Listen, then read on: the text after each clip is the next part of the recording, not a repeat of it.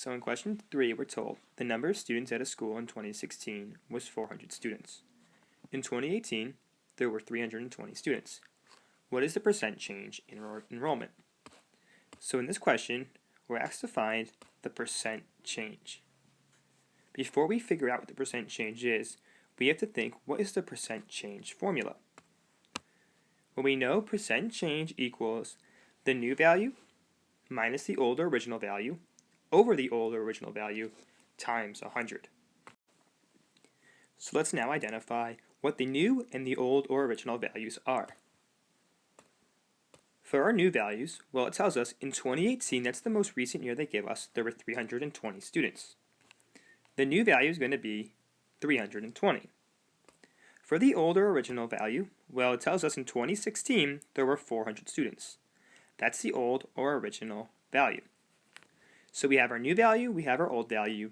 Now we're ready to find the percent change. So once again, percent change will equal the new value, which we identified and said was 320, minus the old value, which we said was 400, over the old value, which is 400. And then at the end, we're going to multiply by 100 to get a percentage. So once again, we're going to first simplify up top. 320 minus 400. That would leave us with a negative 80.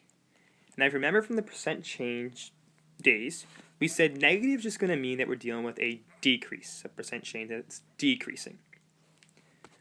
Over 400 times 100.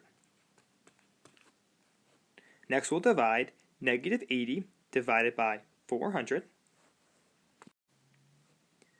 That would leave us with negative 0.2 or 0.20 times 100.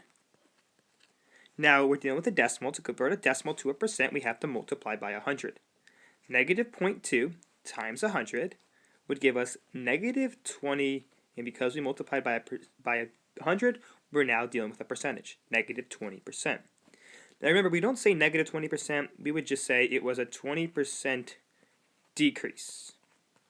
So what was the percent change? It decreased 20%.